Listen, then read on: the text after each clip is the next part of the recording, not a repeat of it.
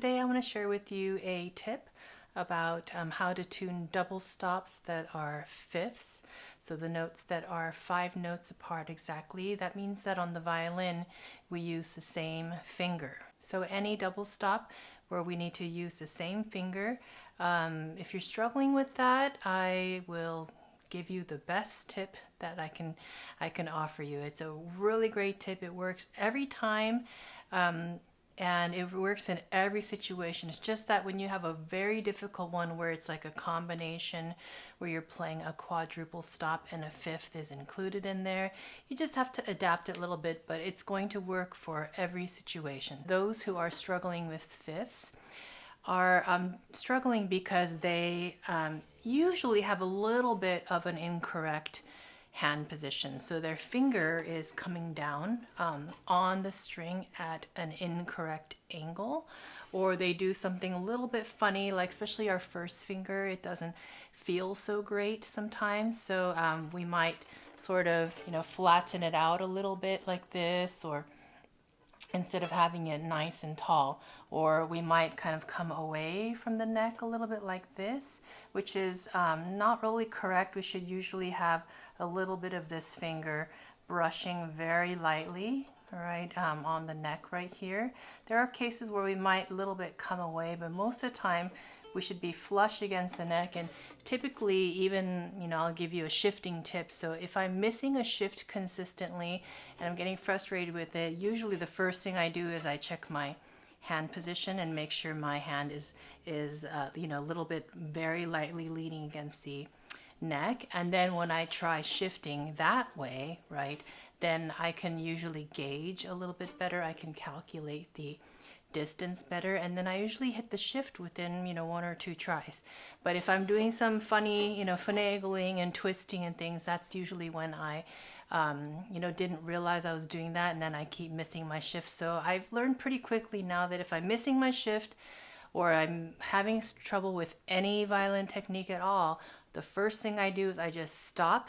Okay, like after 2 or 3 tries, if I'm not getting it, then I know I should look at my technique and my posture first. So always take a look at your posture, see if your finger's in the right shape, if your hand is in the right shape, if your arm, things like that, and if you don't have too much tension. So let's take a fifth, like let's say with our second finger, and we're trying to play that on the D and the A string. So you can hear already I kind of just put it on wherever and it's out of tune. So what I do is I listen to them separately, right? And then I decide, well, which one sounds higher and which one sounds lower, okay? And once I do that, what I find that is the F sharp sounds a little bit more in tune and the C sharp sounds a bit flat, okay? So the D string note, right, is a little higher and the A string note is a bit lower. So what that simply means, this is the tip right here, is you just need to move your finger over to the A side, okay? So don't change anything. See my posture, right? It's, of course, first thing you check your posture, but don't change anything, right? And then just pick it up and slightly favor, right, the A string. So whichever pitch sounds like it's too low or too high, you just adjust accordingly. So I just picked it up and I moved it over to the A side, right? So you can tell. So I did more, and now I went more and more and more to the A side. So I'm moving it to my right. And so listen now, right?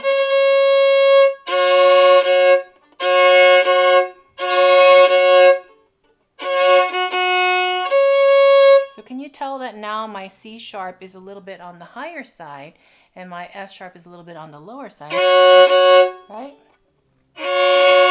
I'll try to exaggerate it, and I went too far to the A side.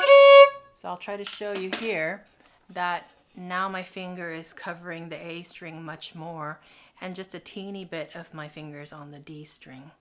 All right, so I'm going to move it back. Now you're going to hear the transition here. Notice that I'm not flattening my finger. I'm not smushing it. Sometimes I see kids feel like they need to flatten it like that, and this is incorrect, right? The only time we can get away with flattening our finger or changing the shape at all is if we have a very difficult like quadruple stop. So we have, 4 notes to cover and they are like very, very spread out. So it would be like an advanced piece. So if you're not playing any advanced pieces, then basically you should not have to change the shape of your finger. Okay, so now I'm going to start by favoring the A side. See? See how the C sharp is too sharp. Okay, so I'm going to move it over. I'm going to pick it up, move it over. Already my F sharp is too high. My C sharp is lower, right? So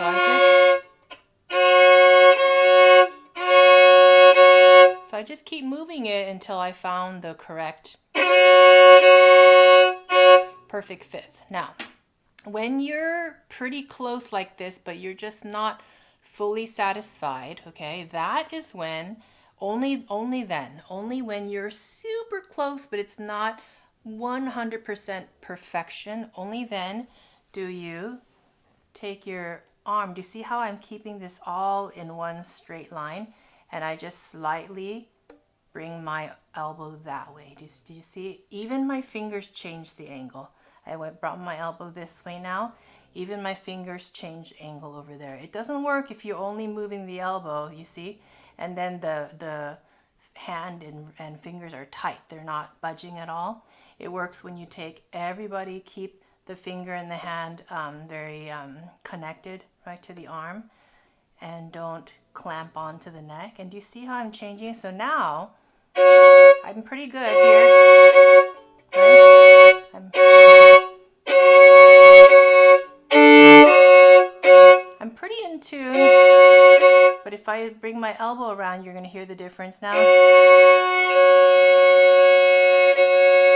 It's slightly improved and then it passed. Do you hear it? Now I'm going the other way. Right? Do you hear how when I brought my elbow this way, the upper note got flat and the lower note got sharp? Now I'm going to bring it back that way. Do you see my elbow?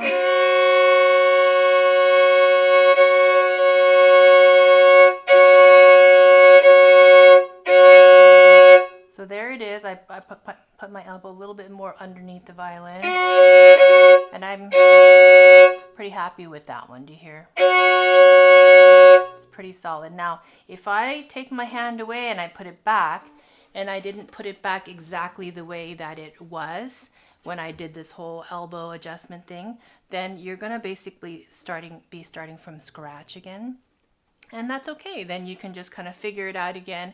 Go through the first step. First step is always, picking up the finger and figuring out which string to favor. So you have to basically, if you're a little bit out of tune, you've probably started out by favoring a string. So your finger, the flesh of your finger is covering more of that string than the other, right? So the one that you're covering more is going to sound higher in relation to the other one. I hope that makes sense. And so that's the first step is rebalancing it. So you probably have a tendency to put your finger that certain way every time you get to that spot in your piece or in your exercise, right? And then so you just have to remember when you get there that you're going to, make that correction or make that slight adjustment. And then you're going to hit it pretty well in tune.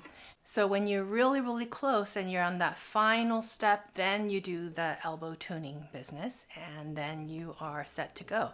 And then you just have to kind of take your hand away. I always have my students take your hand away and then find it again. You just go through those steps a few times, like 3 times, 4 times while you really pay attention.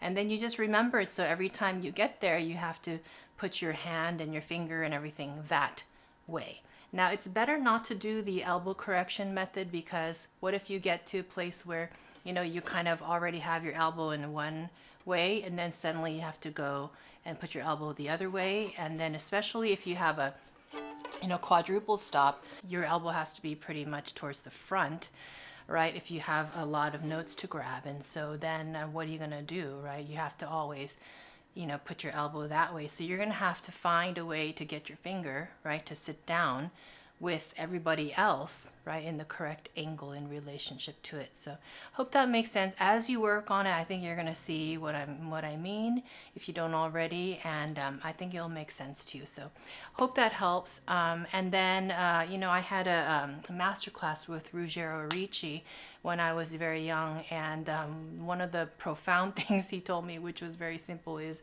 just practice your scales in fifths. Practice fifths as a regular routine. You don't have to do it every day, but just practice fifths. A scale in fifths is very simple. Just,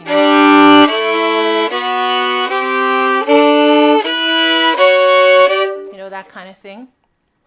And just practice a few, scales. Try it in third position, try it in fourth and fifth. Especially up in the higher positions, the string is higher, right? High compared to the fingerboard, so they get more challenging. They get to be a little bit more difficult to hold down, to get into, and to feel comfortable. And so just practice scales and fifths. Yeah. So I hope that helps you, and I hope you have a great day.